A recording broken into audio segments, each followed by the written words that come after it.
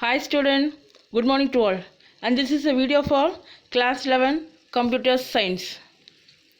And in this video now we are going to discuss about the new concept. The concept name is called as data representation. So what is representation? So now we are giving a lot of input to the computers. So while we are giving the input to the computer how the computer can understand it. So the human know that only for the high level language, but the computer knows only for the low level language. So already I told you, right? So while giving this input, whatever we are giving, it changes to only for the binary number. So how we are going to identify this binary number? So totally the number classified into three types: one for the binary number, and then octal number, and then hexadecimal number.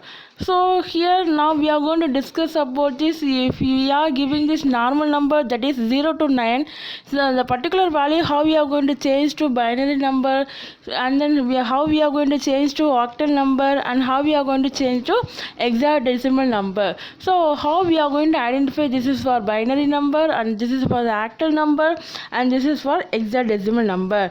So based on this number, how we can change? So let me see one by one, correct? And then so normally what you are going to see in this video, so representing numbers. So how we are going to represent the numbers, and based on the sign, we are going to tell that unsigned number and signed number and floating point number. And what is unsigned number means without symbol, that means plus or number without symbol number will be there, means the particular number is called as unsigned number. And then before the number sign is there, that means in the number denoted as for the minus value, or else in the number denoted as the plus value. And how we are going to identify that? In the based on the symbols, and it will be represented, means the particular number is called as sign number. Okay, and then what is a floating point number? And then the number represented by the point value, that particular value is called as floating point number.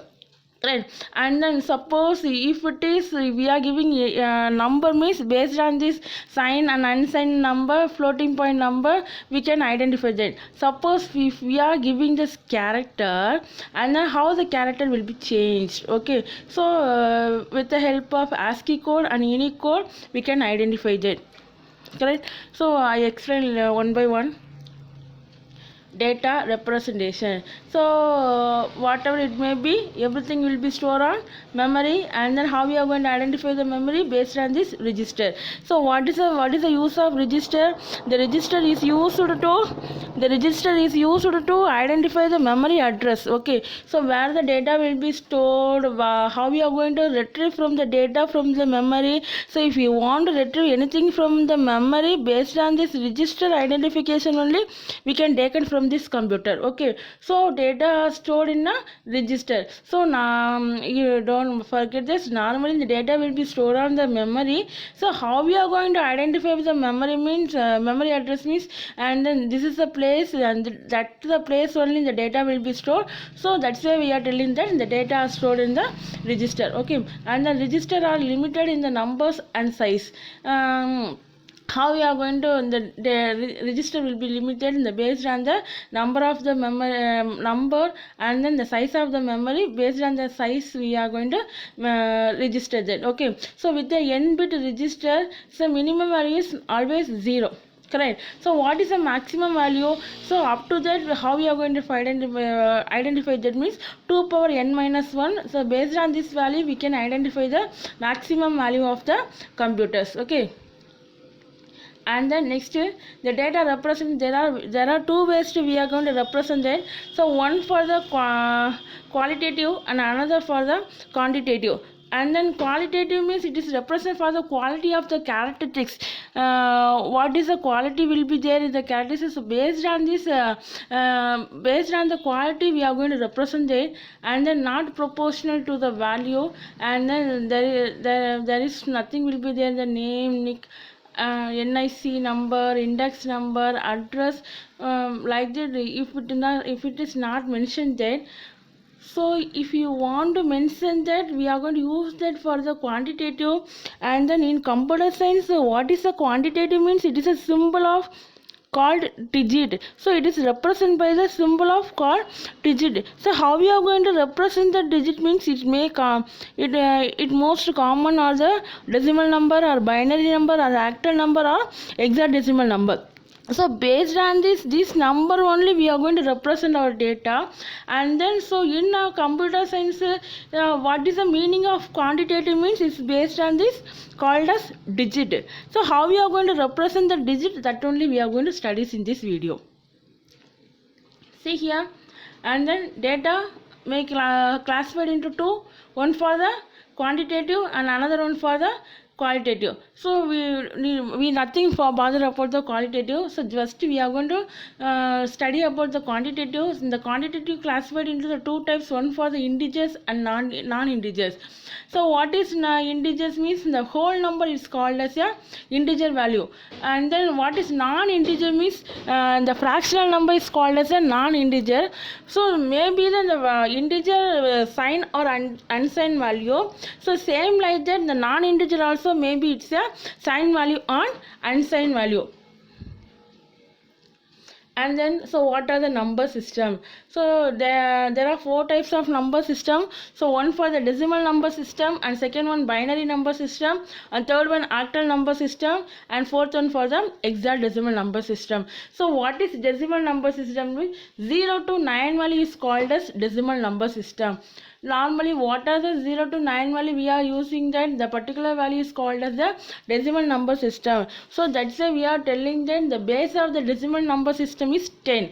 So we are giving this 10 value, that means 0 to 10 value, 0 to 9 value we are using that. So here totally 10 value will be there. So what is the base of the decimal number system is 10.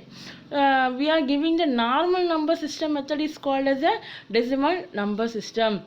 And the next is binary number system. And what is binary number system means 0 and 1 value is called as binary number system. And then before video itself I explained, if we are giving any value to the computer, the particular value is changed to the low level language.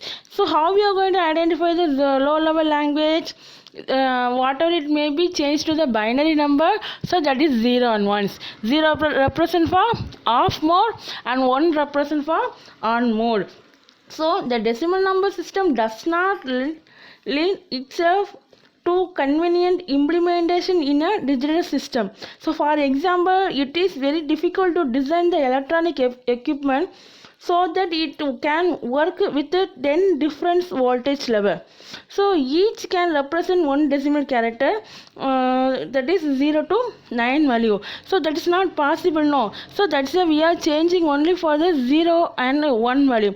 That means 1 for the on mode and 0 for the off mode. And what is the base of the binary number system? The base of the binary number system, that is for the 2. So that is what is why we are telling that is the 2. So we are giving only the 2 values, one for the 0 value and another one for the 1 value. Okay, and then next we are going to move to the octal number system. So what is the octal number system means? And then this is the one kind of number system very important to the digital computer was. The octal number system has the base. So what is the base? 8. That is the meaning has the 8 unique symbols, that is 0 to 7 value. So that 0 to 7 value is called as the octal number system. So totally 8 value will be there. So that is 0 to 7 value. So thus each digit of an octal number can have a value of 0 from the 0 to 7. So the octal system is also positional value system, wherein each octal digit has its own value or weight expressed as a power of 8. Okay, and then next one for the hexadecimal system. So what is the hexadecimal system is? So we know that already value only for the 0 to 9 value, and the remaining how it will be taken means first 6 letter of alphabet. So totally how many value will be there means 16 value will be there. So now you tell that what is the base value of hexadecimal number system? Correct, 16. So the base of the decimal number system 10, the base of the binary number system 2, the base of the octal number system 8, and then the base of the hexadecimal number system 16. Okay, so based on this number system only, we are going to change this decimal to binary, binary to decimal, and then decimal to octal, and then octal to decimal, and then decimal to hexadecimal, and hexadecimal to decimal. So how we are going to change? We are going to see one by one. And the next, so quantitative numbers. So what is quantitative numbers means? The integers. So already we know that there are two types of numbers, one for the integer number and another one for the non-integer number. So what is integer numbers means? The whole value is called as a integer number. So the integer number is called as two types of classification will be there, one for the unsigned and another one for the signed. So what we are telling for the unsigned means the whole value is called as unsigned. And then what is sign means before the value we are represent with the symbol, maybe it be a plus or minus. So based on the symbol we are telling this is for the sign value. And then non-integer means that is for the floating point number. And then if the number with the fractional number is there means the particular value is called as a non-integer number. So in the quantitative two method, one for the integer and another one for the non-integer. So what is integer? The whole number is called as an integer value, and what is non-integer? The fractional number is called as non-integer value. And the next is sign integers. We need to way to represent the negative value.